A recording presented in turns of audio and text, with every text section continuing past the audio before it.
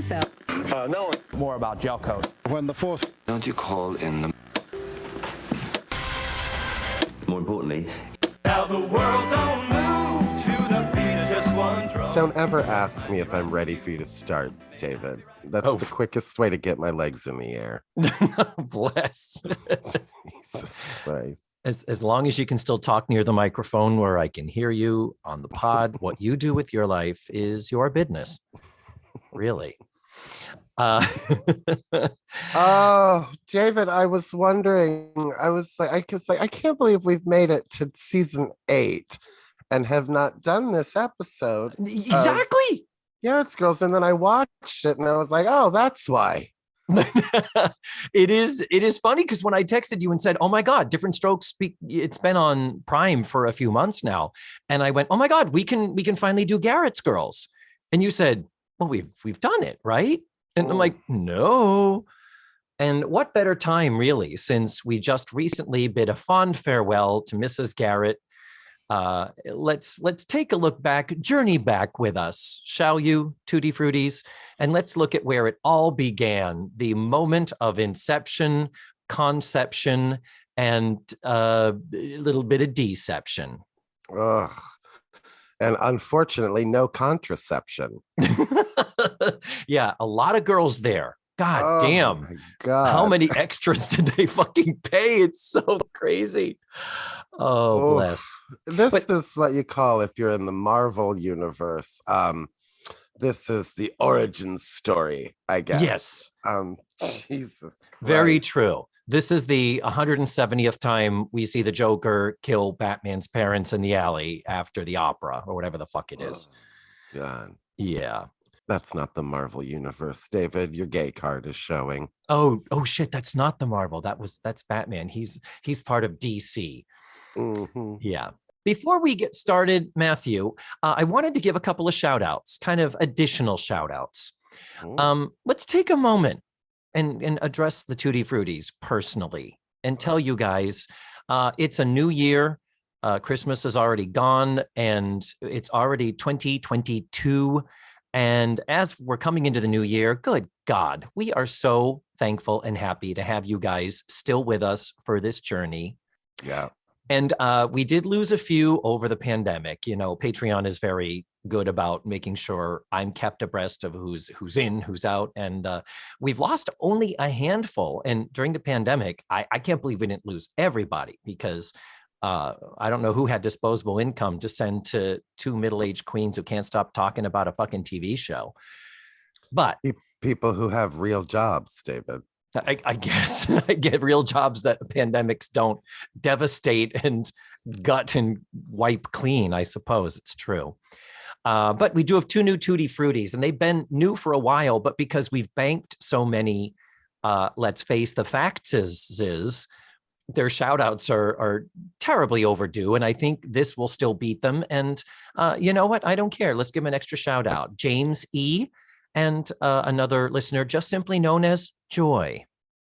I hope you got a last name for Christmas, Joy. But James and Joy, welcome to the family. And also a special thanks to Brian F. You know, Brian F. has been with us, I think, maybe from the beginning. Brian F. sent us a Christmas present. Oh. Mm-hmm. And would he like a tasteful nude in response? I can do that. Brian, Brian, why don't you respond to this post on the Patreon and you can tell Matthew if you want that or not. No, please, God, I can't take one more rejection. It's already 2022, which when you say it sounds like 2020 part 2. Oh, so, no. Anyway. Yeah. So this month, Matthew, in our 26th month of putting out this show, if you can believe it, we are going back to where it all started. Different Strokes, season 1, episode 24, The Girls' School, sometimes with the addendum, aka Garrett's Girls, because that was one of the titles in consideration, which ran to close out the first season of the very successful NBC sitcom Different Strokes on May the 4th of 1979. So Different Strokes originally was created by Bernie Kukoff and Jeff Harris. I'm saying Kukoff because it's Kukoff, and I just don't want to believe his name is Kukoff.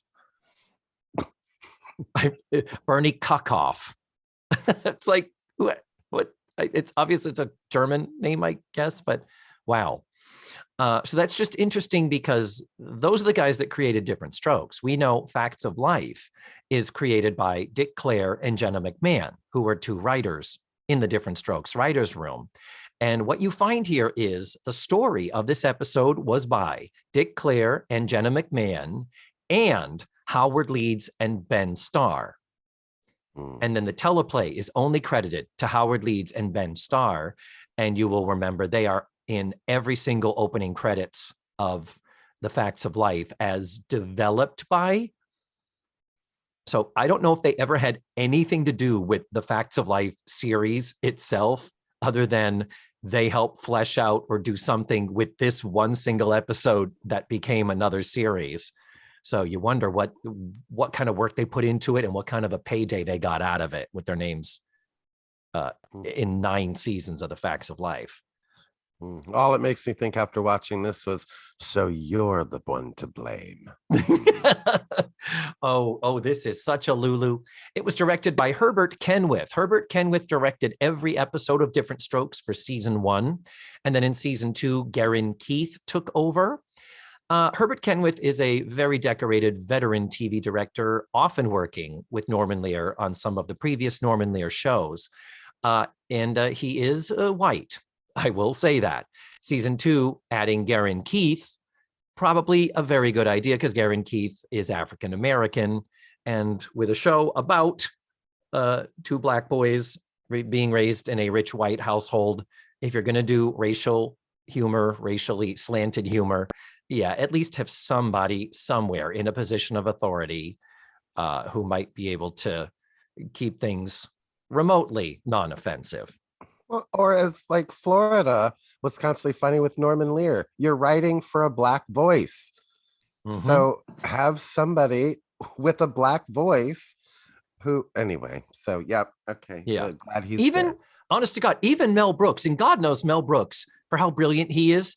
He's known for being kind of a benevolently narcissistic comedian. Like you see, he puts his name on everything he does. He appears in everything he does. He's a big grandstander for himself and his own talents. Even he, when it came to Blazing Saddles, was like, I better hire somebody like Richard Pryor to make sure he's in the room when it's being written and rewritten, make sure his name is in the credits so people know that at least some thought was given to the point of view from a Black man when you're telling the story about a Black sheriff in a white town. Anyway, well, that was the woke moment with David and Matthew. So Matthew, May 4th of 1979. Want to know what else was on TV that night? Oh, I thought you were going to ask what I was doing, and I was not going to be able to tell you about that insane night with Richard Dawson. When you were doing lines of coke from the different wrinkles on his forehead. I was using Fannie Flagg's credit card to cut it up. Anyway, anyway. So what was on TV on May 4th? We're getting towards the end of a season.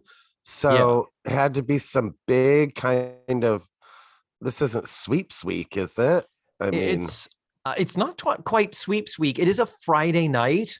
So on CBS, we have business as usual, but ABC, they are shaking shit up. CBS at 8:00, we had The Incredible Hulk, which had been on for a few years already. In fact, this is 1979. Wonder Woman had just ended.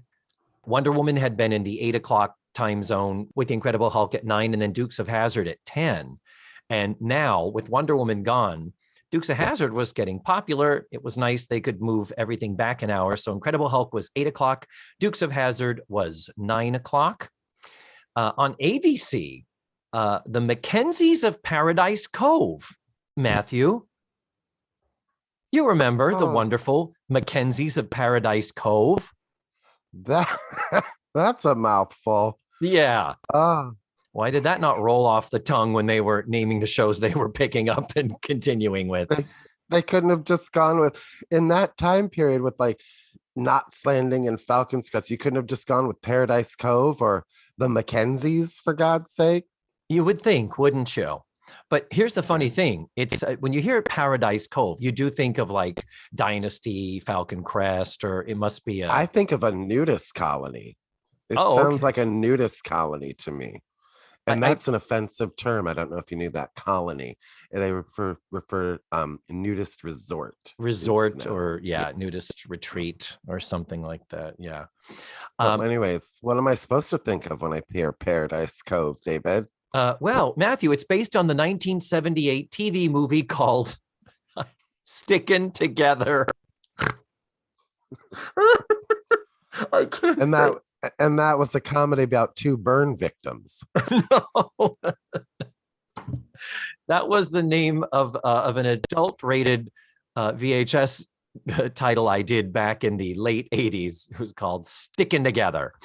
But it was a 6-episode drama miniseries following this TV movie that had run the previous year. It was set in Honolulu. Paradise Cove, I guess, is a real place. And it follows the adventures of Bridget, Kevin, Celia, Michael, and Timothy Mackenzie, 5 orphan children ranging in age from 7 to 17, who, in an attempt to remain a family after their parents' death in a sailing accident, adopt Kuda Weber, a reluctant seagoing fisherman, as their unofficial guardian, so the authorities will not split them up. Jesus. That's from, I think it's Wikipedia. You're going to need a good Sherwood Schwartz opening song to make sure everybody's up to date. Everybody's up to date on that storyline. Sit right back and you'll hear a tale whose kids then their parents died. Jesus. Yeah, that's pretty. I mean, let's take a big step back. So what is the show? What's the elevator pitch? It's like 8 is Enough in Hawaii, but with fewer kids. Really. So I don't know what the fuck that was. I mean, 1979, I watched me some damn television. This is the type of thing where you'd think at least I would have seen a commercial for it. I had nothing, no frame of reference for what the fuck this was. So that's crazy. You don't remember every single commercial you saw in 1979? Oh, wait. Yes, I forgot. You do. I kind of did. Yeah.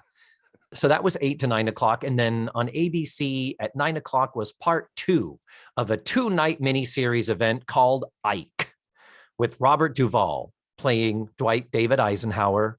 Oh, God damn it. I thought you were going to say playing Ike Turner.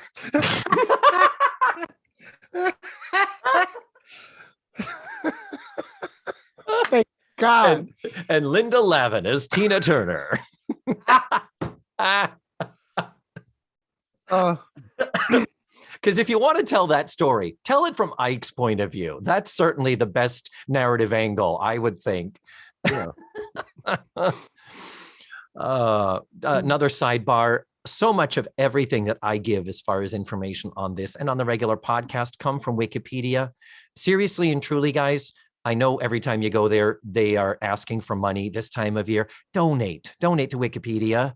I use them so often. I suspect you do too. Just give them $5-10. I donate every single year because I do not know where I would be without it. As far as the research, the basic light research I need to do for this show. So by the grace of the streaming gods, all of Different Strokes is available on Prime Video. I recommend you watch a couple from the first season, then zip on down to season 8. The ABC version, when it jumped networks, when they rebuilt the sets, when Marianne Mobley and her son are now a part of the cast, when Arnold is 15 trying to still act like a child. It's a very different show by the end. Yeah. And not in a good way, like The Facts of Life could be argued. So are we ready to do our breakdown, our deep dive analysis here, Matthew? Oh, David, let's give, what's your initial overall thoughts? I thought I wasn't, I've said it before and I say it again. There are good child actors. Mm-hmm. And I don't know where any of them were when they It's auditioned true. for this show. It's true. It's like, where are the Gary Colemans and the Ricky Schroders and the what was the girl, Quinn? Who's the girl that was in the Goodbye Girl? It was Quinn something, isn't it? God, I should know that. Anyhow, Quinn Cummings? Yeah. And I think she was nominated for an Oscar. She didn't win. The Tatum O'Neills, the Jodie Fosters. Anywhoozle. No, I could not agree more. And we will get to it when we get there. But yeah, my overall thoughts are, we already discussed the pilot, how we're like, oof, this was rough from season 1, episode 1. Well, if you take that and roughen that up even more rougherly, you got this where you're like, I do not really see all the elements that I perceive would gel together into a really good sitcom. And clearly they didn't either, because they changed a whole bunch of stuff and it still wasn't the right combination. But yeah, so let's get to it, shall we? All right. Line 1. Line 1. We're sitting at breakfast. And the director told Conrad Bain, a television actor with the TV camera 5 feet from his face, we need you to let the third balcony know that you are looking around the room and you can't find Kimberly, who should be in the chair next to you. Don't just look at the chair next to you, Conrad. That's not enough.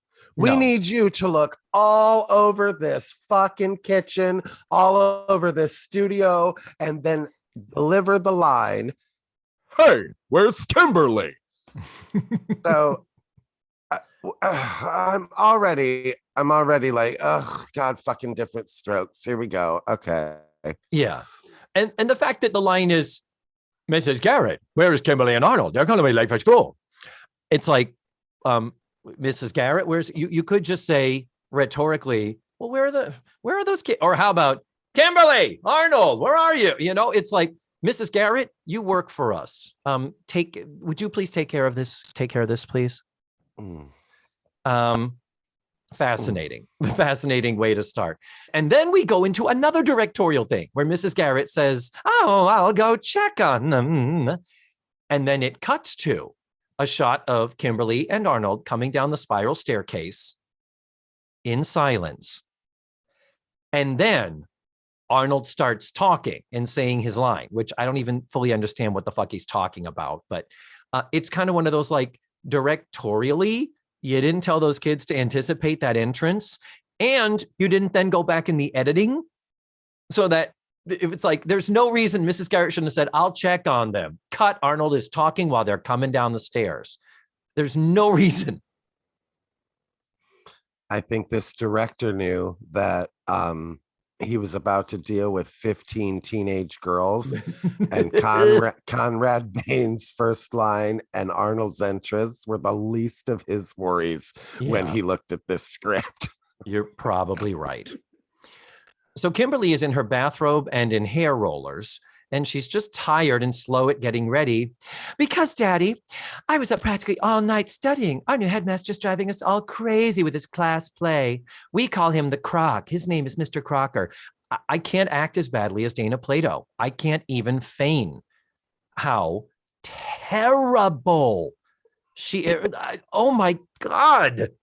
Yeah, there's a couple line deliveries in this that I wrote down what the quote was, and as I was typing, I was like, I'm never going to be able to deliver that line reading to make fun of that little girl as badly as they did. Okay, so. Wow, we're on the same page. So I'm going to stop attempting to do that. But anyway, so the thing is that this new headmaster, Mr. Crocker, at her school, her private school that she goes to, that's a boarding school, but clearly she doesn't sleep there. Okay. But her big thing is she is also in charge of the costumes for this play that Mr. Crocker is rehearsing them all day, to the point where there's no time to get their schoolwork done at a school. And she's in charge of the costumes, and she doesn't know how she's going to get everything done in time for tomorrow night. And so then Mr. Drummond says, well, isn't your school mother supposed to help? The one that lives with you in the dorms? And she says, no, she get tired of putting up with Mr. Crocker and she quit. So famous last words that will change her life forever. Mrs. Garrett says, I'm pretty handy with a needle and thread. I could help. Shut up, Charlotte. No, I mean, true. It's a payday. No, I'm like, no, don't shut up, Charlotte. This is your fucking payday. This is your legacy. It's awful, but but your thoughts are get out now, huh? I would have liked to have seen what would have happened if she would have just stayed with Different Strokes. Okay. No, I'm Maybe. kidding. I don't know. I don't give a shit what Charlotte Rae did. But I just love how she's offering this up, and the next point of conversation is, how could this man who is going off to work for the day, I'm assuming, live for a day without kids, without, they have to discuss whether or not they can get through a day without Mrs. Garrett, for Christ's sake. Yeah. And of course, the first and primary, most important thing is dinner. It's like, well, okay. And then one thing, and they do this a lot. I've noticed when we've been revisiting the Different Strokes is they talk about dinner. Mr. Drummond says, oh, how would you like a delicious steak and baked potato? And the kids are like, yeah, that sounds delicious, Mr. D. And then he says, well, we're all going to enjoy that. We're dining out tonight. And then they sit, the two boys are on his lap and they sit there and they have to hubba hubba peas and carrots, hubba hubba peas and carrots, while the audience is laughing. And I think they even applaud as we wait for them to dissolve to the next scene. And like they did so many times in Facts of Life, you're like, who called cut and who didn't call cut sooner? Jesus. It's almost like it was a live broadcast where they're like, wait, the graphics not ready. Wait, the graphics not ready. The graphics not ready. The graphics not ready. The graphics not ready. Yeah. And he's just waiting to cut so he can go to the next camera. And he's like, camera 2. Yeah. Oh, Christ. Yep. And this is the point where I'm guessing David got a little bit of blood rushed to his penis when we got to see an establishing shot of Eastland that was never used again. Oh, yes. And not just an establishing shot of a building we've never seen before and we will never see again. Let's hang some fake branches in front of this obvious photograph of a building to make it look like we're shooting it for realsies through some trees. Like a painting. It was like a painting almost, I felt like. Oh my God. And it looked like, forgive me, it looked like a barricade that it did not look like, well, as well taken care of as the establishing shot we're going to use for the next 3 years of the overgrown lawn and the, so I guess whatever, Yeah. Eastland sounds great. Yeah, it does. And just, I don't like to correct you, Matthew. Yeah. But it is the East Lake Academy. I don't know where this Eastland place is that you think you're looking at, but this is the East Lake. You're right. We don't even know that yet. Yeah. And also, David, on that real quick, you talk about that life-changing line of Mrs. Garrett's. Watching this, the people didn't know that this was going to be life-changing for her. Watching this live, it was like, oh, this is just another episode of Different Strokes. And the people watching this on May 4th, 1979, had no idea that Mrs. Garrett was in plans to leave and all this was going on. So, yeah, I'm sorry I called it Eastland and not Eastlake because I don't know that it's going to be Eastland yet. I don't even know what Eastland is yet. No. And we also don't know where Eastland/Eastlake is because they make it seem like they just popped over to the corner. Like clearly this can't be Peekskill. I think they hadn't quite gone there yet. It was just somewhere, a nice pastoral campus somewhere in one of the boroughs, or maybe on Long Island. Yeah, that's it. But not as far out from the city as Peekskill. There's just no way Kimberly would commute there. That's ridiculous. She would live there. And anyway, but Kimberly does go to the school, because when they show up outside the door, it is the same set that we have seen in the season 1 of Facts of Life, when they do step outside the door, for example, for Mrs. Garrett to remind Mr. Bradley that she is a registered nurse and therefore qualified to teach a sex ed class. But while we're there, now Kimberly, her hair is done, and she is wearing her Eastland uniform. It is the familiar burgundy skirt, burgundy vest, the blue tie. But what is she wearing over it, Matthew? Oh, God, I don't know. You didn't notice. I'm sorry, I wasn't taken with the body of a 15-year-old girl, David. Oh, no, Matthew. This is, you almost expect me to say she's wearing a blue blazer, Blair's blue blazer.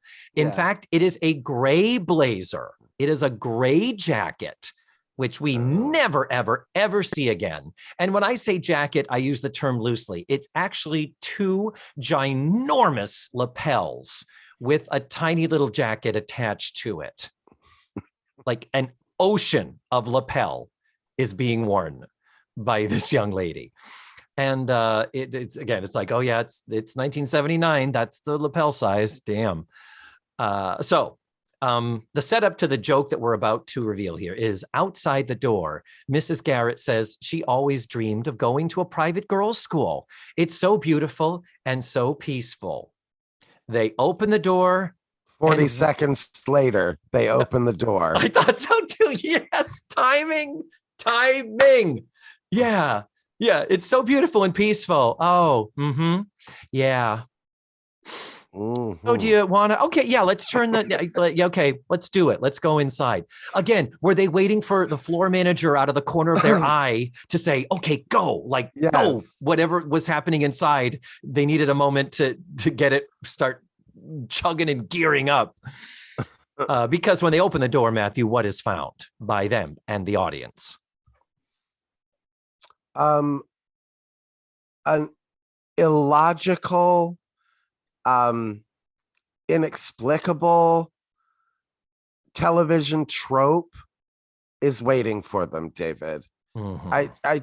I mean, this was pandemonium. It's just, it was too ridiculous. Agreed. Like, give people something to do, director. Like, oh, have this girl over here studying, have these 2 girls playing games, and you can still make it busy, but without just being a fucking mosh pit, for God's sake. You get it. But there is music playing.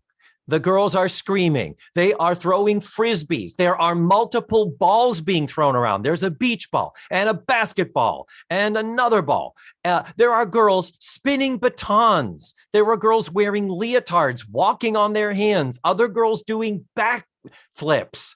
And Jesus it's just Christ. It is so beyond crazy. And thankfully, Mrs. Garrett does reference, or I guess I didn't expect Animal House, because that's kind of what they were going for without the togas and the alcohol. But Kimberly does say, well, Mr. Crocker must be away. It's the only time we get to blow off any steam.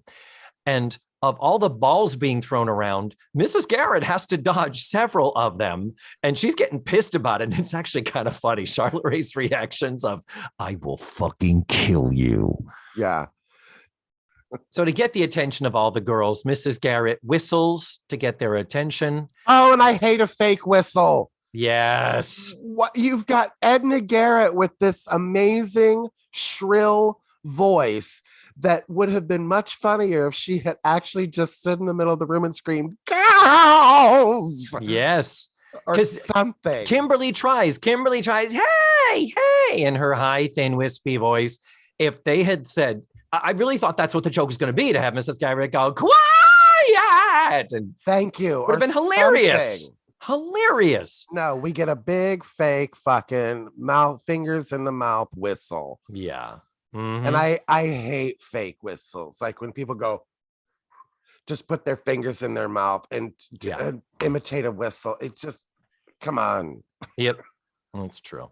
Why do you do that joke? The first question, Mr. Director, would have been, hey, Charlotte, can you make a whistle sound with that? No? Okay. How about we come up with a better idea for you to quiet this room down? And another laugh in a show that could use as many honestly earned laughs as it can, because so many of them are just and character establishing. You're immediately establishing that Edna Garrett alone can control this room full of women. Ding, ding, So, ding. you know what I mean? So anyways, and I get it. She does that with the whistle too, but it's like, I don't know. I just hate a fake the fake whistle so much. It's like me with fake cups with no water in them. That's one of your pet peeves. Yes. Okay. So first introduction by Kimberly. This is Nancy, because Nancy is clearly going to be the star of this spin-off sitcom. This is Nancy. She's a great actress. She's playing the lead in the play. And then she says, and this is Sue Ann and Tootie and Jennifer and Molly. And then after she goes around, we're going to talk about all the girls in a second. Then almost as an afterthought, oh, and I almost forgot, that's Blair. And Lisa Whelchel is sitting on the couch, kind of morose, sitting there kind of noodling on a guitar. After she's introduced, she strums a non-chord just to make a noise. And so you're like, oh, so is she like the emo? Like, is she the sad girl? Do they all hate her? Like this, what a weird way to introduce this character. And again, we know who she will become, but what did they think she was at this point? I didn't get morose. I got Blair is bored with these commoners. These fucking other kids are just not on my level. And I have no one to talk to because I'm so uninterested in these girls and they're so boring and so immature. Like that's what I got from Blair. So I'm going to sit on the couch in the smack dab fucking middle of them and all of the balls and frisbees being thrown around and the limbs flailing near me with the backflips and the batons. I'm going to make it obvious I'm not taking part in any of this. I want everyone to see it is not uncommon for a 13-year-old girl to be overly dramatic, David. Mm-hmm. So, and want that attention, but still not want the attention. Like, I'm just going to read my book in the middle of this party so everybody knows I'm quirky and weird and way better than all of you. Like, okay, we get it. So I got that Blair was just bored and letting everyone know that she is above them. Okay. I could see that. I guess I could see that. Then Molly starts talking, and clearly from day one, they wanted Molly to be chatty Molly. Remember, we had feminist Molly sometimes and chatty Molly other times. They wanted chatty Molly here. And good God, she is bloody awful. My next line is, Jesus Christ, Molly Ringwald is terrible. I didn't get chatty. Again, I hate to disagree with you, David, on your characterization notifications, but I didn't get chatty Molly as much as I got unfiltered Molly. Like, this is Molly. She has no filter. Okay. Because we do have the added thing of her saying, we're glad you're here because of the costumes. It would look weird if we didn't have costumes on, if they were just playing fairies in their own clothes. And do you happen to have a candy bar? Yeah. So that is a little different. That is I like peanut butter. Can you swim? I keep my toenails in a jar. Yeah. I eat paper. Yeah. But I like turtles. Sorry. Right. Oh, I love that kid. Yeah, but that's it. But then Mrs. Garrett says, just the perfect epitome of, and again, no diss to Molly Ringwald. You were just too young to know what you were doing, and you were clearly being coached. And Mrs. Garrett says, no, I don't have a candy bar. And she says, that's probably for the best. I shouldn't have it. and points to her cheek and goes, "Zits." And it's just so presentational and so coached. And it's like, so where did you get this girl? Oh, she was in the LA production of Annie. Oh, there's a shock. I love that you use that term, David, presentational and clearly being coached, because I think we know who was coaching her was Mr. fucking Crocker. Oh, wow.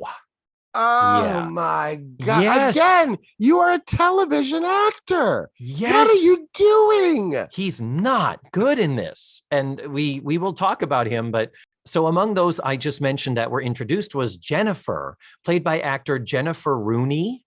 And there's also a girl who has lines, a character named Laura, and her name is Laura Schumann. So we have two actresses named Jennifer and Laura playing the roles of Jennifer and Laura. And these are literally, this is their only IMDb credit, period. They have no other anything credits. And it's like, okay, I don't know why they didn't, they were certainly no better or worse than some of the others. Why they didn't make the cut. Weren't they, David, though? Weren't they? I wrote Jennifer. We call this Westpillion. She didn't know. She didn't talk like that. Watch it again, David. I had to rewind it. I had to rewind it. Oh my God. It's like Elmer Fudd. Yeah. Laura Schumann, I think, is the one with the short hair who gives off a little baby femdyke vibe. But interesting that I believe on IMDb, Jennifer Rooney is credited as Jennifer, and she was introduced. Laura Schumann is not credited, but there is another girl who has lines that doesn't have a credit. Also among the girls, uncredited, unmentioned, no lines, but very prominent and visible in the back of the screens. The little girl with her aviator glasses, Lori Hendler. Not Lori Hendler. The wonderful. Who the fuck is Lori Hendler? She would go on to be the middle daughter, Julie Kaniski, on Give Me a Break. Oh, jeez. Did you not see her and recognize her? The homely one? No, stop. No. You did call her that because she was in High School USA also, remember? She and her friend trying to get the pictures of the dude's butt. Yes. She and Jenny Piccolo. That's Lori Hendler, yeah. Oh, she's so good on Password. I've seen her on Password. She's smart as a whip. Oh, I'm sure she is. But yeah, this is before Give Me a Break. Give Me a Break started in 81. So she was still 2 years away from getting her career defining role. That ran for 6 seasons, by the way. Give Me a Break was 81 to 87. Yeah. And by the end, Lori Hendler was married to Jonathan Silverman. And at the beginning of the last season, she had a baby and then they moved away, which was part of the retooling and Nell going to New York with Joey Lawrence and all that stuff. But yeah, she kind of grew up on television and I guess she's still out there. She's still working. She still posts pictures and stuff, just hasn't been in anything particularly high profile. Now, missing from the brood, of course, no Joe. Joe doesn't come in till season 2 of Facts of Life, but no Natalie and no Cindy, no Julianne Haddock, which is interesting. They looked at that room full of girls and said, you know what, we need to find is there another one? We could add a couple more. I think we need a couple more, don't you? None of these girls. Ugh. That bitch with the baton, she is awful. Fire her fucking talentless ass. Oh, I mean, we got Elmer Fudd, but over there. But I just and her other line later, she says something terrible. And she helped me with my algebra too. Fucking Marlena Dietrich, stop that. So then Kimberly says she's going to go upstairs to get her costume. And by the way, this is the same set. Like they really didn't change the set between now and season 1 of the Facts of Life. It's pretty much as it was in terms of the layout and the finishes and all that. So that's a good thing. That's one constant at least. So while Kimberly's gone now, Mrs. Garrett is left alone with the girls and they are still kind of fucking around a little bit. And this is now another historic moment, Matthew. Mrs. Garrett says, girls, Shouldn't you be working on your costumes? It's the first time we hear her say girls. Who would have thunk? It's like witnessing the first time Gomer Pyle said golly. Mhm. It's like the first time watching Endora say Durwood. Oh, David, this historical television moment. Yep. And it just glides right by and no one even knows what it is. So it's weird in that, yeah, this is where Jennifer says we call this rest period. But the Kimberly's story this morning was that this headmaster has been over rehearsing them so goddamn much. Then there's some banter between Sue-Ann and Blair. Sue-Ann trying to sew her costume and she keeps getting stuck with the needle. And Blair says, "How many times have you stuck yourself, idiot?" or something like that. And Sue-Ann says, "If I do it anymore, I'm going to need a transfusion." And then Blair finally stands up, still with the guitar, and says, "Well, I'm afraid I can't help you there. Blue blood would never mix with yours." Blair's a sassafras. Damn. Yeah. Again, supporting my opinion that she's considers herself above all of this and above all of these girls. I guess so. She's not sad. She's letting everyone know she's better than them. Yeah. Geez, why does she have to be such a bitch about it? Man. God. But anyhow, when she gets up with the guitar and just walks over to the chair, you know, one of those highly motivated character and dialogue driven crosses that you see in TV where they stand up from one place and move to another place for no apparent reason. Blair walks over and you see what she is wearing. She is wearing a short sleeve, light blue top tied at the waist and the shortest, tiniest shorty shorts. I said Dukes of Hazzard is on CBS in the opposite network. She's literally wearing a Daisy Duke getup. This is what which was being worn. And I mean, she is a teenager. She is an underage, not yet an adult woman. And this is how they costumed her in these tight, skimpy clothes. And it is so uncomfortable. Ugh. Anyway, somebody goes to throw a Frisbee at Mrs. Garrett. And Mrs. Garrett looks over and suddenly sees smoke coming from behind that same chair. And she finds Blair crouched behind the chair, smoking. You know, Blair Warner, that big old Smokey McSmokes-a-lot character. David, it is, and I watch so many old game shows on the Buzzer channel. That was probably the least shocking thing for viewers to see that night than anything else that happened in this episode. Oof, for a 15-year-old girl. Yes. Oof. Yes. Yikes.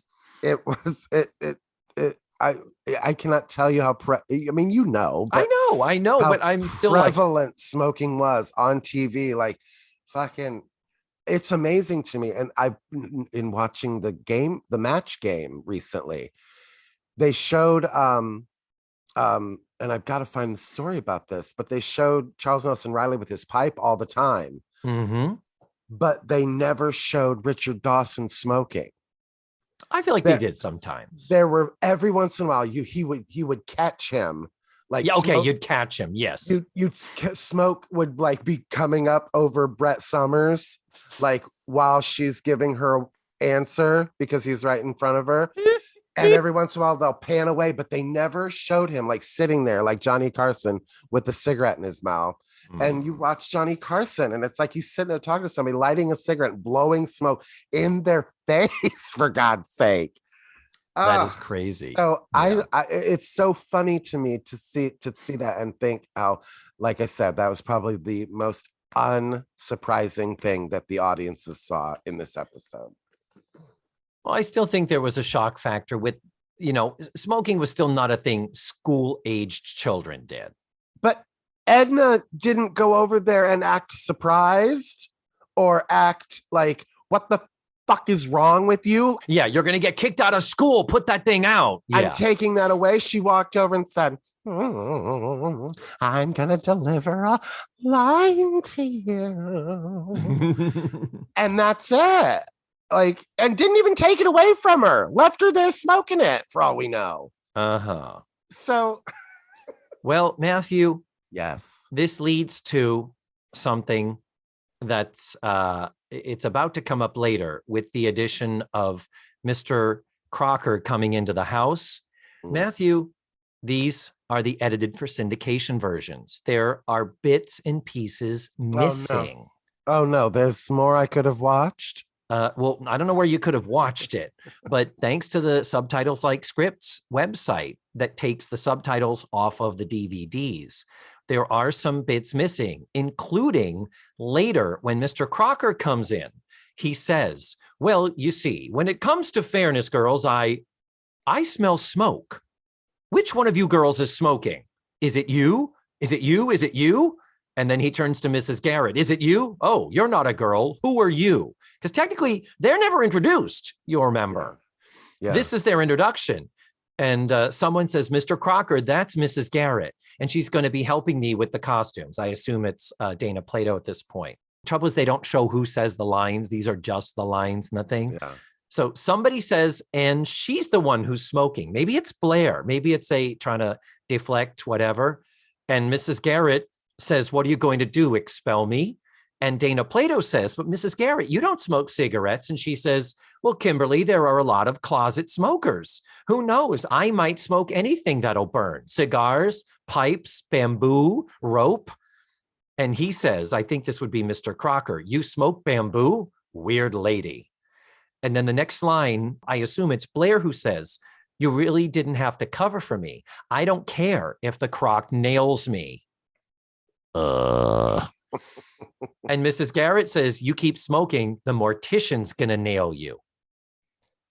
So that is not in this episode, but it is in the transcript. So there is a little bit more about the headmaster being, whoa, whoa, whoa. Someone's been smoking in this room. That's a big fucking deal. So I don't disagree with you that smoking was certainly more ubiquitous, but as kids, it was still a grown-up thing. I don't know anybody that actively encouraged teenage kids to smoke, and certainly wouldn't glamorize it on network television during prime time. Not those people that made candy cigarettes. You don't think? Not making Joe Camel a cartoon. You don't think that? Okay, David. Yeah, no. I'm just saying. Anyway. But the deal is the fact that Blair is the one smoking, and that is so not a thing that the future Blair Warner would ever do, because she's such a goody-goody in some respects. So when Mrs. Garrett does call Blair out, this is before Mr. Crocker arrives now, she goes over and Blair looks up at her and says, in my home, housekeepers know their place, which is like, fuck, dude, that is harsh.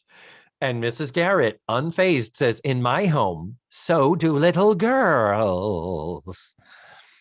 So then someone throws a soccer ball at her and she kind of gets swept up. This is Mrs. Garrett now in playing the games and throwing the soccer ball around. And of course, she throws it, and who catches it? An old dude with white hair. It's Mr. Crocker, and he's caught them all. Ah! What is going on here? And then Tootie, in a physical bit they try, she goes, oh no, Mr. Crocker. And on her skates, she goes flying across the set and into a fake paper door that I guess is part of the set for the play in the common room of the dormitory. Yeah. Set piece. That will be rehearsing in this dormitory, not in a... Anyway, sorry. And not move the couch. Yeah. Yeah. That's coming up later. Anyway, a little physical bit with Tootie on her skates. And anyway, we are now introduced to Mr. Crocker. Jack Riley is the actor. He started out in the radio. He wrote material for Don Rickles, Tim Conway. He appeared on Red Skelton's show. He was a writer and performer on the original Laugh-In. He passed away in August 2016 at the age of 80 with 181 credits in a 49-year career. according to IMDb. That is a hell of a career for a character actor. He played Elliot Carlin on 49 episodes of the Bob Newhart Show between 72 and 78. That's probably his most high-profile role. And this is his third out of 4 appearances on Different Strokes, and he will play 4 different characters on the show. Most of his appearances are in the 70s and the 80s, and they're mostly one-offs except for what I've listed. Millennials will know him as the voice of Stu Pickles on Rugrats, which he had been doing since 1991 in all the TV series, the movies, the video games. Stu Pickles, in my research, because I don't know Rugrats, I'm too old, sadly. Stu is the dad character, like an inventor character and his kids are Tommy and Dill. Tommy is the baby in the diaper. Dill is his younger brother who's in like a yellowy green onesie. So it's like the dad of the 2 younger kids. And as we alluded to earlier, this man is a very competent, decorated, highly employable television character actor. So it is just baffling how not good he is in delivering his lines in this show. Oh my God. There's a little part of me that wonders if he was like, I'm going to do this so terribly, they won't possibly offer me a part in this piece of shit. Yes. But they try to establish him that he's the headmaster, but he's also this weird, dictatorial, narcissistic drama teacher as well, where he's suddenly talking to them about those rumors that I've stolen this play from William Shakespeare. Well, I simply adapted it. His was Midsummer Night's Dream. Mine is A Mid-Autumn Day's Fantasy. And I just cut out some of Shakespeare's obvious weaknesses. And and the line, and granted, I don't think the writing's doing him any favors either. And the way the line is structured, I didn't say it right. He goes, A Midsummer Night's Dream? Ha! I call mine A Mid-Autumn Day's Fantasy. And it's like, why are you telling this to this room full of girls who already know the play and are rehearsing the play? Why wouldn't you be telling this to Mrs. Garrett? Why wouldn't they have moved that to later when he's introduced to her, when she says she's helping with the costumes and this sounds like an interesting play I'm helping with? I mean, there's a very simple way to better motivate why he's doing this and speaking in this way, as opposed to, I'm walking in as an authority figure and I'm I'm making sure to establish that I'm very full of myself. And I love how you got to this point, and that's when you started to ask for good writing. So I'm gonna mark it down how long you got into this episode before you really wanted them to really have good writing. Okay, got it. Well, maybe it's because this was reparable. Everything else is beyond reproach. This one, they could have fixed it and made it a little more organical. So it's just like, but he's the new headmaster. He's fairly new. Kimberly said that, and that's what made the dorm mother quit. So how is he a new headmaster with all the duties that job entails, but also the drama teacher, writer, director, producer of a play? Why didn't they just have a drama teacher? Why didn't they make him the new dictatorial drama teacher? And then the other guy they bring in later could have been the headmaster, right? David, there were 20 teenage girls on the set that week. They were just trying to get to the point when that's a wrap. So everybody can be like, pass me that weed. Yeah. God. So then we have the bit that I recited earlier about the cigarettes and the smoking, and then that is broken. The edit there is where Tootie comes rolling in saying mail call, and Tootie's on her skates. Tootie ends up rolling into Mr. Crocker, and he says, why can't you ever get rid of those skates? You're 12 years old. Haven't you learned how to walk? And that, ladies and gentlemen, is the beginning of the end for us today. Yes. Well, here's the deal. Tootie was 12 in season 1 of The Facts of Life. We're only off by a year. Okay. But let's look at the ages of all the girls. Matthew's about to snarf. How fucking long are we going? Oh, Jesus. Not all the girls, David. Okay. But there are 20 girls on that set. No, we can do this. Oh my God. Okay. We can do this. I just want to reiterate that Lisa Welchel, dressed in her Daisy Dukes and her cooter hugging jean shorts there, she is 15 at this point. She won't be 16 till later the month that this is broadcast. Now, Kim Fields always has said in interviews, she was 9 when she started. It sounds better than when she says she's 10. Well, Ann Miller used to tell people she was 13 when she started. Come on, Kim Fields. How much are we taking off of our age here? Yeah. Just to say how young and amazing I was. So Kim Fields is, in fact, 9 years old. Her birthday is May the 12th, and this is broadcasting May the 4th. So this obviously was before her 10th birthday. So Kim Fields is in fact 9. So she is correct in those interviews where she began the role of Tootie Ramsey at the age of 9. But she did not start on the series The Facts of Life till she was 10. But just to go through all the others, Charlotte Rae has just turned 53. Gary Coleman is 10. Todd Bridges is 13. Dana Plato is 14. Felice Schachter is 15. Julie Piekarski is 16. Molly Ringwald has just turned 11 as of the taping of this. So she's a year older than Kim Fields. I always speculated that maybe Tootie and Molly were the same year. Molly might have been a year older. But yeah, just want to reiterate that at this point, we have 9-year-old Kim Fields trying to be passed off as 12. And if you think she looks tiny in season 1, when we go back and revisit the first season of Facts of Life, that was when she was on her skates and she met Charlotte Rae eye to eye.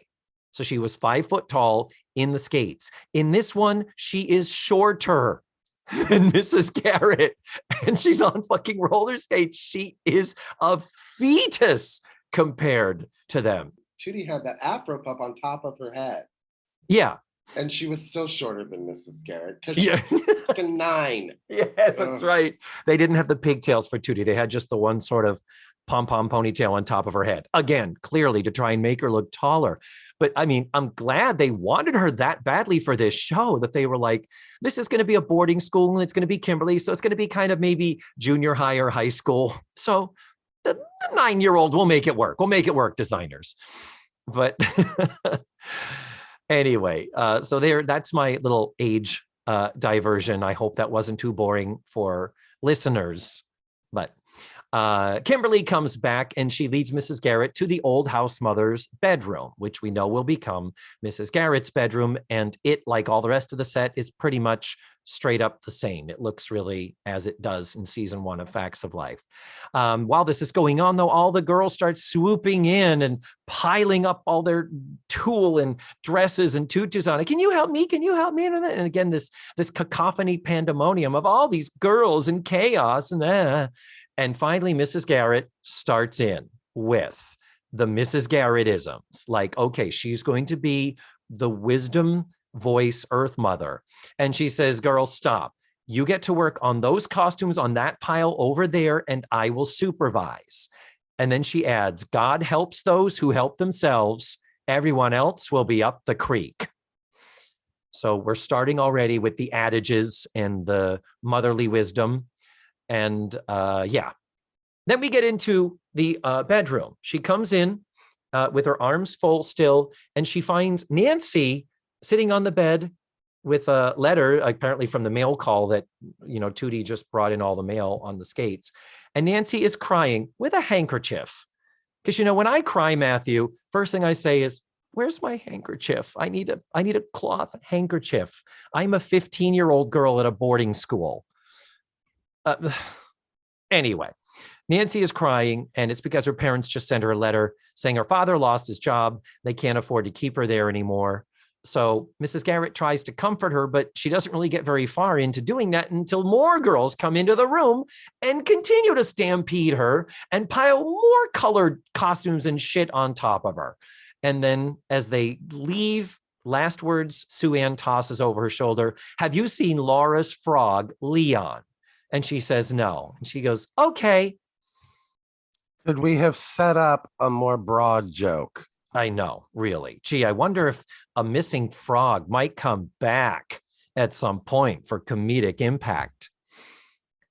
And then the weirdest thing, Mrs. Garrett gets a monologue, spoken out loud, not in voiceover, where she's alone with her own thoughts. And she basically restates everything that we've just witnessed. And she says, "I don't believe this." I'm quoting the episode now. She says, "I don't believe this. This morning I was in the kitchen minding my own business. Kimberly had a little problem, so I offered to help her. The next thing I know, I'm here in this cuckoo's nest playing with a frisbee and saying I smoke bamboo."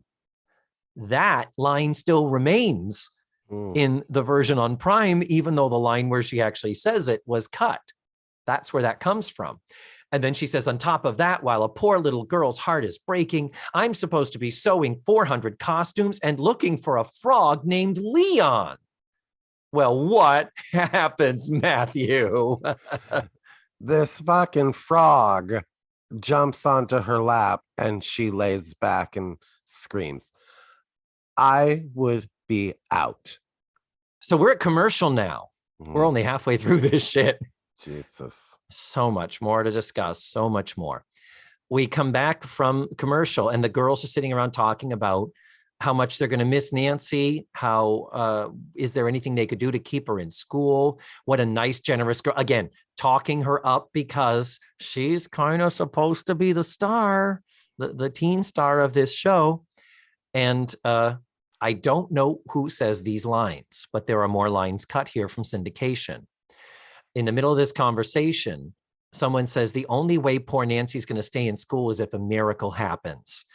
And the only thing I know about miracles is one time when we were going to New Jersey and it started to rain, we came to a bridge and it was washed out. And the next day we were so lucky.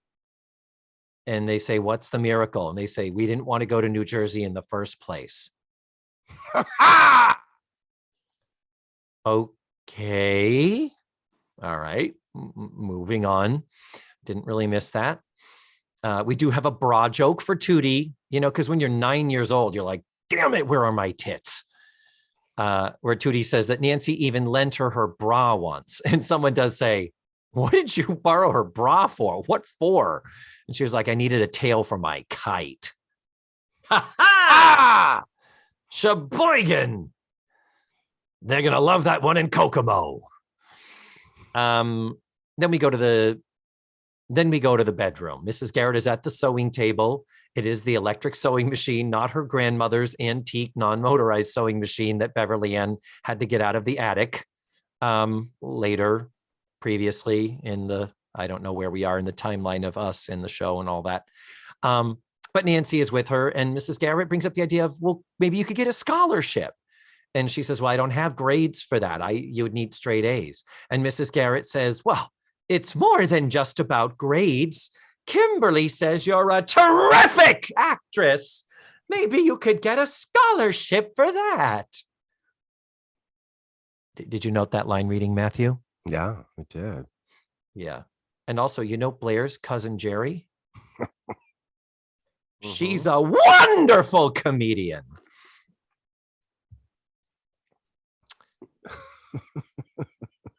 So, but they don't have dramatic art scholarships. And Mrs. Garrett says, "We'll get Mr. Crocker to start one." And Nancy says, "Mr. Crocker, asking him to spend money? A man who recycles dental floss?" Ha ha! Oh, they're 1-2 punching us with the one-liners. My God. These are some witty girls. Damn. They belong on the vaudevillian stage in 1892, I tell you. So then Mr. Crocker comes into the room. And again, no one knocks. It's a bedroom. Nobody knocks. Now he's wearing a sweater over a dress shirt and a scarf that makes him look like the dad of Fred from Scooby-Doo. Very weird. Not the tucked in ascot like a Mr. Drummond. We're talking it's flailing out. It looks like it's kind of caught in the wind. But he says to Mrs. Garrett, can you sew any faster? And she says, it's just a sewing machine. If I sew any faster, I would have to enter it into the Indy 500. So she's already being sassy to him, and he's already being a dick to her. Well, excuse me, why aren't these costumes done? Can't you go any faster? The response is, bitch, I don't work here. Yeah, go fuck yourself. But then Mrs. Garrett tries to butter him up, saying she read the play. She thinks it's brilliant. What a shame it is. Nancy's going to have to drop out. I read your play. When? Edna? When? It's in my notes too. When the fuck did she have time if she's got to sew 400 costumes? So true. So true. I don't know if reading is something you do while you're sewing on a sewing machine. That's a no. That is a hard no. And so she says, well, what about a scholarship? And he says, a scholarship? Bite your tongue. I'm already over budget on these costumes. And Mrs. Garrett says, you don't care about these girls and what's going on with them.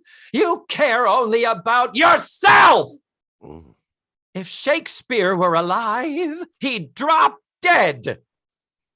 Another over-shouty delivery from Charlotte Rae, where it's like, girl, you don't have to work that hard. And then we have another little bit of dialogue, again, cut from this episode. So I don't know where you can find this unless you have the DVDs. He says, that's what you know, Mrs. Garrett. All I know is I have to show a profit to the trustees. I may even have to do away with some of the luxuries around here. And Mrs. Garrett says, have you thought of putting in paid toilets? And he says, don't be ridiculous, Mrs. Garrett. Of course I have.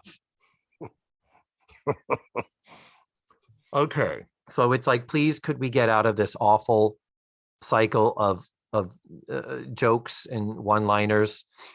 And then we start the rehearsal, and it's like, oh God, give me the jokes and the one-liners, because this rehearsal is excruciating. Someone actually says, Sue Ann comes in the donkey head, and she says, should we go to the auditorium? And he says, no, we're going to rehearse in here today. Like you fucking do. Yeah. Huh?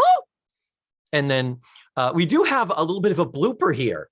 Tootie comes around the couch, or no, he goes around the couch, and Tootie comes skating the other way, and she runs into him. And it's another, I'm sorry, Mr. Crocker.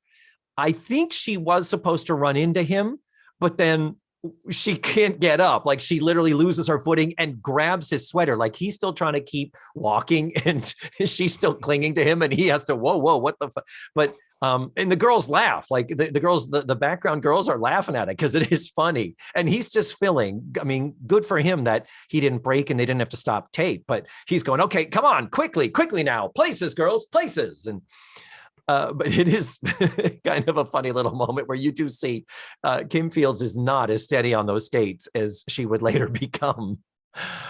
Oh, yeah. And just as a reminder, she had to go up and down those stairs later in the skates. Crazy. So they start the rehearsal, and he says, fairy in place, please. And Dana Plato takes a moment. They let this be a moment where she can do a little bit of a dance move and a spin and a kick jump in the air, a little balletic move, and then land on the couch. And the audience is so impressed, they applaud. Yeah. They applaud for this scantily clad young girl laying almost naked on the couch. Yeah. In this very, very sheer fairy costume. I don't want to sound too pervy, but don't look too hard at her chest. You can kind of see that she is not wearing a support garment underneath. It's pretty revealing. I didn't get that far. No, I didn't want to. So then Nancy comes in and says her line, and she's awful. But it's because she's so distracted. She's so, this is so weighing so heavily on her. And then we get the line. You know, when directors on TV shows give direction to their actors? No, Nancy, you have to be more animated. Concentrate on passionate, youthful recklessness, followed by stubborn defiance, and top it off with a little bit of seething dismay. Really? Yeah. I mean, I know you only work in television. You wouldn't know what a rehearsal is or how it's run or how people direct things. I realize this is completely foreign territory for you television writers, but oy. Then he's interrupted by Molly saying he has a phone call, and he's like, I can't be interrupted. It's in a rehearsal. It's the head trustee. I'll be right there. And he leaves. So then Mrs. Garrett and Nancy have another wisdom moment where Nancy's like, oh, I'm just so distracted. I can't do it. I don't know if I can give him all those things he wants. And Mrs. Garrett, wisdom again, tells a story about she was in a play, and right before she got to the theater, she fell off her bike. She broke her tooth. She landed in poison ivy, but she still went on, and they told her she was the best tree in the background. And the lesson here is always do your best, no matter what. And Nancy is so moved by this. She says, thank you. And they kiss on the cheek. It's like, oh, okay, we're getting close very quickly here. Wow. Well, she was kissing Arnold the first day he was there. So True. Very true. Charlotte's a big kisser, I think. She is, yeah. So then as Nancy leaves, Mrs. Garrett quickly calls Kimberly over and says, doesn't your father know the head trustee? And Kimberly's like, oh, yes, Daddy and Mr. Robinson have gone way back, blah, blah, blah.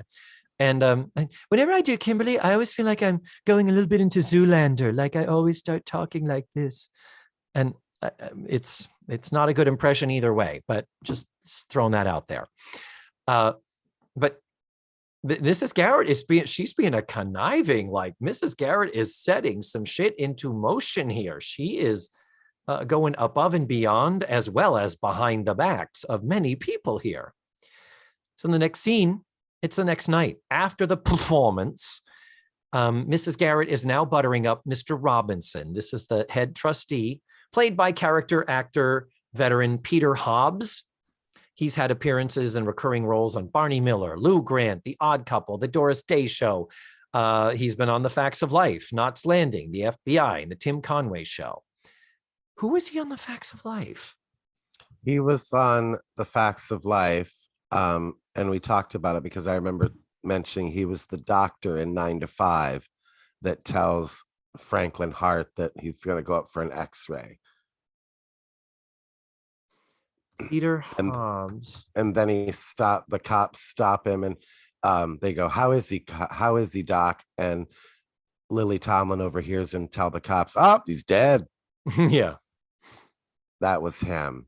And then she thinks they're talking about Franklin Hart, and that sets the whole second act into motion on 9 to 5. The hilarity.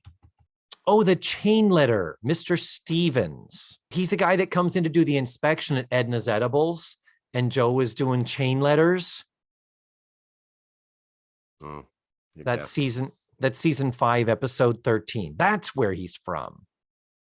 I thought it was familiar. But The Facts of Life, Knots Landing, The FBI, and The Tim Conway Show. 154 credits in a 44-year career. And the only non-one-offs, anytime there's like a cluster of multiple appearances, he was on 6 episodes of Days of Our Lives in 1983 as a judge, a handful of recurring roles, Barney Miller, Lou Grant, and the FBI. But for the most part, he really was it was all one-offs, just one and done, or the occasional show where he was in 3 and 4 episodes, but in multiple different roles.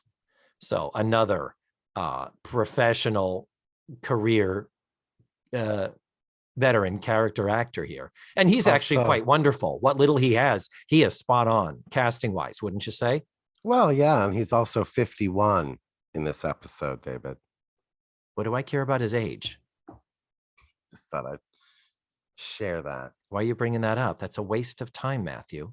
I know. Nobody cares about anybody's ages on this show. No. So Mr. Robinson says that he really enjoyed the show. And then he turns to Mrs. Garrett and says, and I get the impression that you think very highly of Mr. Crocker. And Mrs. Garrett says, I can't tell you what I think of him. A very well delivered line.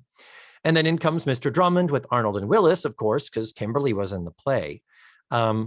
So then Philip says to Mr. Crocker, tell Charlie what your idea was. You know, the idea for the scholarship.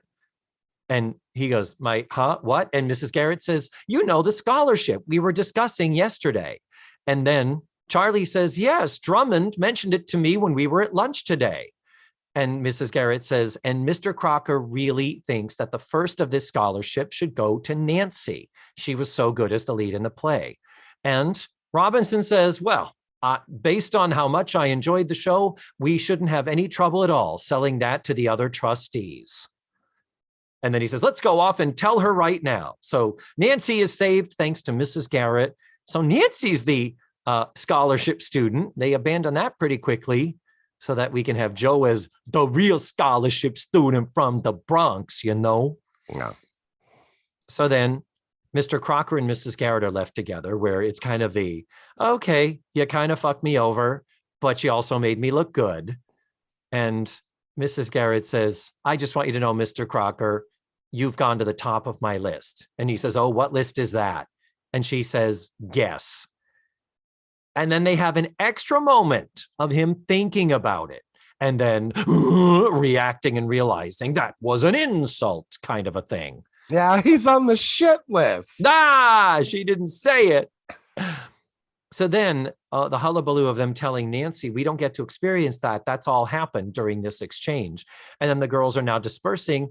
And Robinson or somebody says, I think it's Robinson who says, the girls have a great idea. And Tootie is the one who presents the idea. And bear in mind, Tootie's not on skates now because she's in her costume and was in the play. So Kim Fields, who barely comes up to this dude's waist. And Tootie says, we thought that you should offer Mrs. Garrett the job of house mother.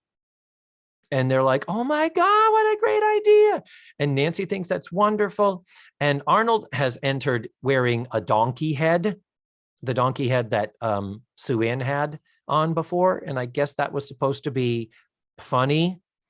And well, I will tell you though, I chuckled at Gary Coleman's comic ability to perform with that hat on and the way he made the head move and everything. I was like, good for you, Gary, using that prop. That was he made some good choices.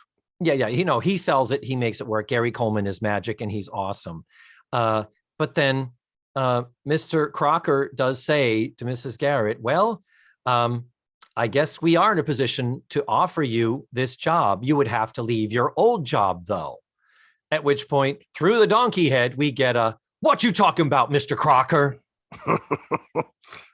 And the girls overwhelmingly want her to stay. And Mrs. Garrett says, girls, it's wonderful to be wanted, but I'm needed with my family. And I've got to get back to be with them now. And even Willis reiterates, she ain't going nowhere. Kimberly says, no one's taking Mrs. Garrett from us. Okay. Well, and also, you go to this school, Kimberly, so you wouldn't be losing Mrs. Garrett. Yeah. Really, would you? Very, very weird. And then the final joke, the final visual, is Gary Coleman saying, yeah, she ain't going nowhere. And he starts to like butt into, I think it's Mr. Crocker, like butting into him with the donkey head. And then somebody grabs him. I think it's Mr. Drummond that says, down, boy, it was only a thought. Ba-dum-bum, ba-dum-bum. Credits. Okay, that's, all right. Wow. What an ending. Wow. If Shakespeare were alive today, he'd drop dead. This is for a backdoor pilot, this is pretty rough. Okay, let me just, I guess, maybe ask this. And I think I know the answer, but when did I fall in love with this show? Like, I know it was probably like season 3 or 4 when I finally found it, and Edna's Edibles, we've talked about how much that means to me, but like, I watched this early stuff and I'm like, As a child, I can't even imagine I would have been interested in this. So I agree. I did not see this in its first run. I really wasn't watching Different Strokes much this first season. I remember very distinctly tuning into the season 2 Facts of Life pilot when Joe shows up. And it was not like, oh, we have to sit down and watch this. It happened to be the thing that was on. yeah. And we watched it. And I remember being like, wow, this is really good. I remember kind of seeing the other show from season 1 in passing and thinking this isn't very good, especially the adoption. Remember, the adoption episode is where I was like, fuck this show. Jesus. But the one with suddenly, this, how everything just got pulled so taut and they went with archetypes and picked the best girls to keep and the worst girls to lose. Yeah, that was for me. It was season 2, episode 1. I was like, oh, I am in. This is a show I like now. Yeah. And to the point where, as you know, once we get to Edna's Edibles, I'm kind of like, but wait, what? No, where's the show I love? What are we doing in a cheese and pasta shop? If you recall, Tootie calls it in the interview show, a cheese and pasta shop. And I'm like, where's my school? Where is Eastland? Where's all that? But sunrise, sunset, sunrise, sunset. Well, that kind of wraps this one up. What else did we want to talk about before we head on our way, Matthew? Well, I know because of when we're recording this and when they're hearing this is going to sound outdated, but I have so loved watching the internet blow up over live in front of a studio audience, not because of how good the show was, but because of how amazing Lisa Welchel looks. I just love how good that must have felt to wake up the next day and be like, Lisa, you've blown up the internet. Yeah. Because of how amazing you look, like how much love there is for her pouring in. That must have made her feel amazing. Yeah, when the peak of your career was 35 years ago and you are 58 years old, still doing it, still working the work, but to still be at her place in her life and her career, I agree with you. My heart sang with happy. And that by extension, all of that buzz was also drawing attention to. The Facts of Life was live on network television in 2021. Isn't that fucking crazy that it still was considered relevant for them to do it? My heart flies with the eagle's nest, David. Well, on that note, I think we're at the end of another TV Talkaholics. Oh, God. We've got to find something good to watch for these poor people. They're paying for this shit. I know. We have to find something good. We need another High School USA. We need another anyway. But we needed to do this. This was, the completist in me is like, this had to be done, this episode. So for us, for Matthew and me, do we want to give the TV Talkaholics ratings, our number of Talkaholic chips? Don't even waste your chips on this. Yeah, it's definitely not a must watch. If you want to watch The Facts of Life in an amorphous place where it hasn't quite gelled or taken a form that is particularly watchable, you got all 13 episodes of season 1. You don't need to add this one to the pile. This is worse than the worst of those, really, isn't it? Oh yeah, completely. Yeah. Completely. So, okay then. Well, until next month, Tutti Fruities, we love you. Thank you again. We hope you had a happy new year, and we're looking forward to lots more fun to be had through this year. And before 2022 is over, we're going to have to figure out what is next for David and Matthew, because the podcast will be ending towards the end of the year. Isn't that crazy? First comes love, then comes a podcast, then comes David in a baby carriage. I don't know. Well, until next time, Matthew, sweetheart, I love you. Mwah. We'll talk at you soon. I mean, we are milking the whole will they or won't they thing. I mean, it's been 8 seasons and we're still milking that. Okay. Are we? I'm just saying by season 9, they're going to want a big bow on this little wedding gift. So are they? Anyways. Bye, Okay. David. Maybe we should look at Who's the Boss? You know, that one where 7 seasons of Tony and Angela. Will they or won't they? And the answer was won't. Oh, please, God, no. I think that's the answer. I think Oh, fucking Judith Light was the one screaming it. Please, God, no. no. I love you, David. Bye. Love you, Matthew. Mwah. Talk later. Make good choices. Bye, Tutti Fruities. Merry Bye. Christmas. Mwah. Don't push your religion on me. Different strokes to move the world. Also, No, more about gel coat. When the fourth Don't you call in the... More importantly,